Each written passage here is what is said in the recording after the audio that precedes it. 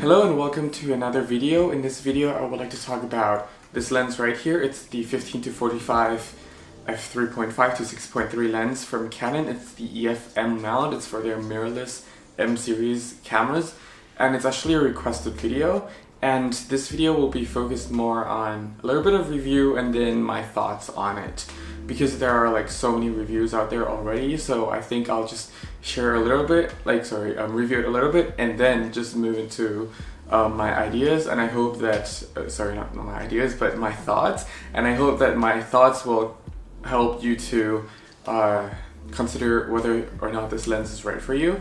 So yeah, when you first get an EOS M camera as well, or even look at their offers in many parts of the world, this lens is actually one of the standard kit lenses that comes with the camera itself.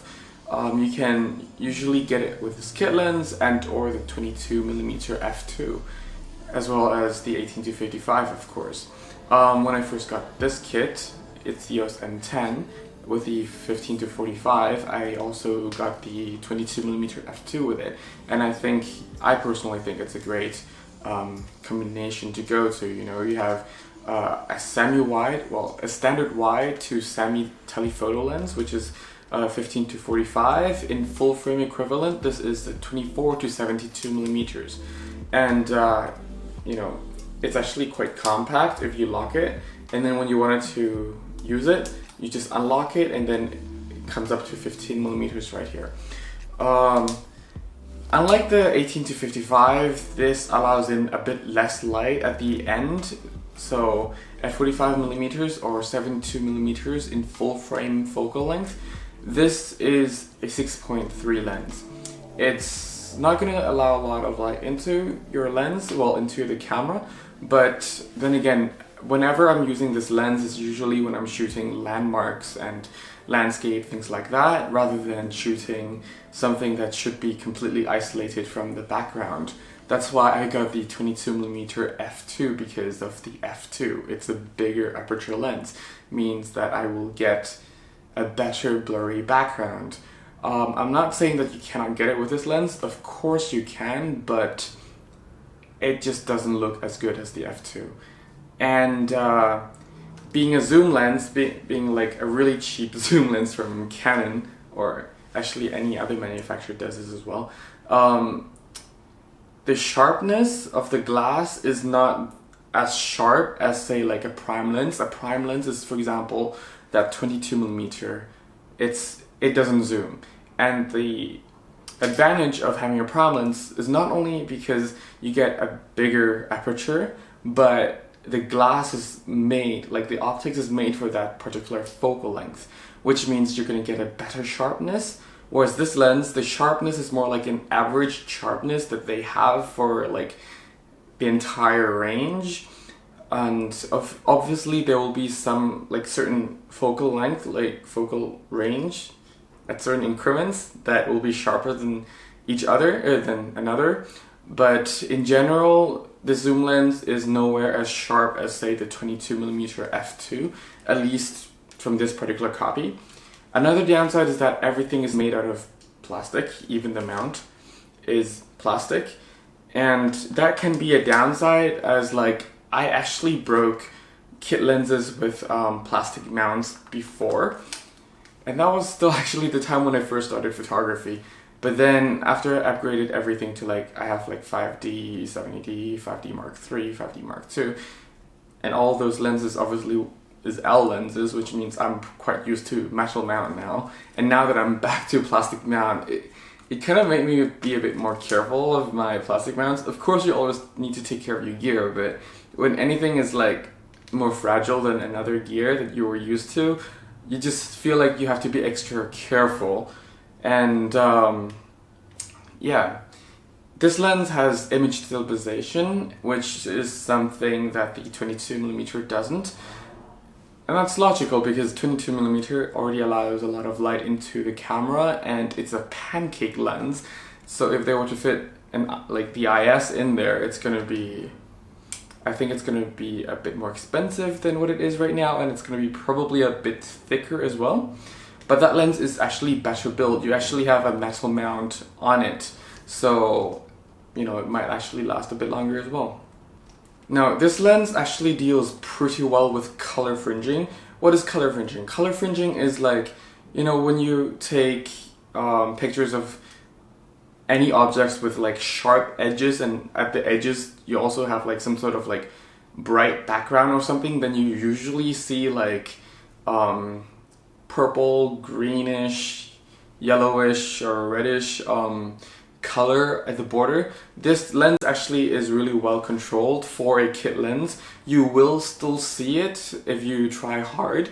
It's not as great as something like an L lens that will actually control quite well, but it's really great for a kit lens.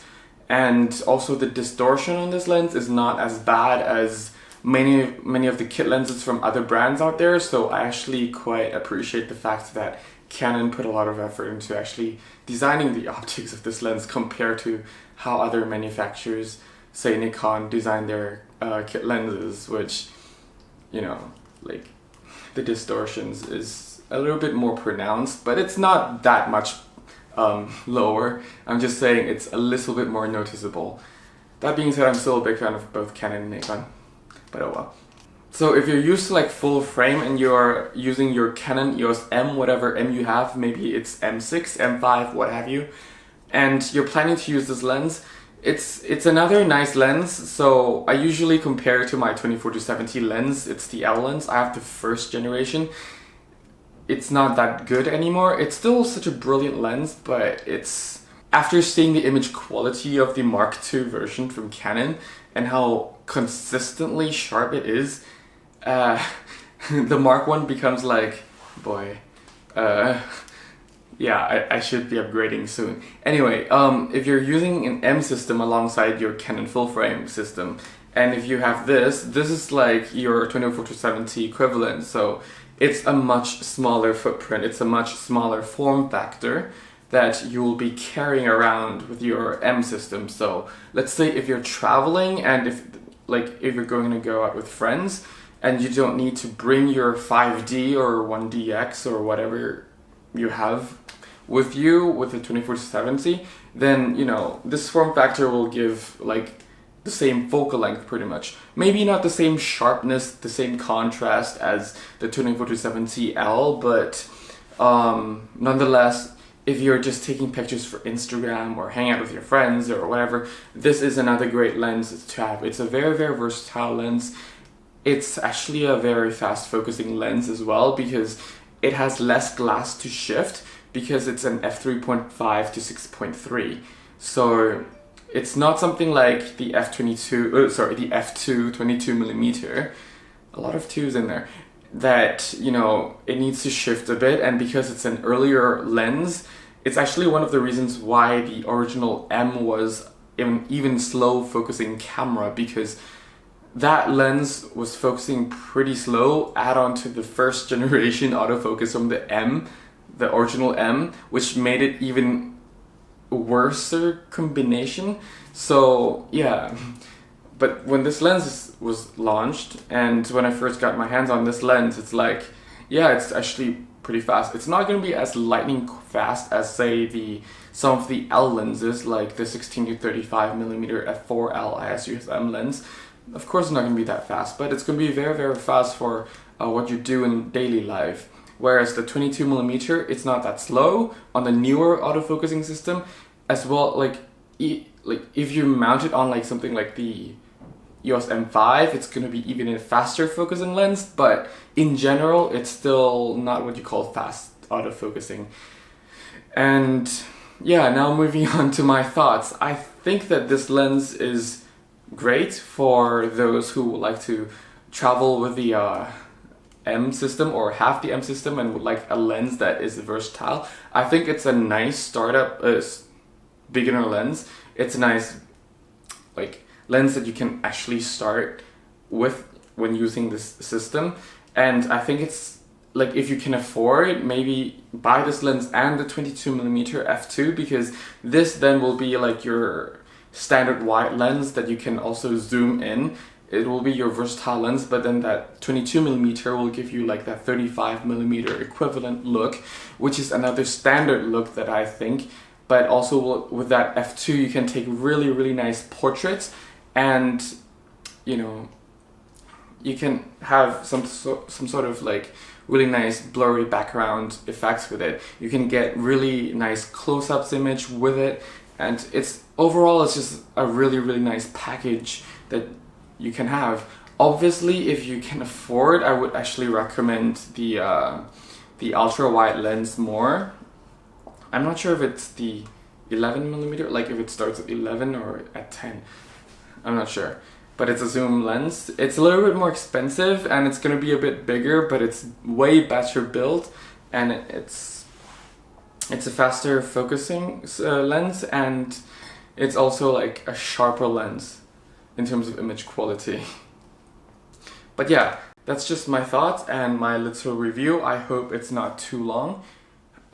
If you have any questions, please drop them down below or message me via Instagram or YouTube. Yeah. Thank you very much for watching, as I'm burning hot right now and still recovering from my sunburn. Yeah, Europe is very, very different in the summer. But anyway, thank you very much for watching, and have a nice day and have fun shooting. Bye!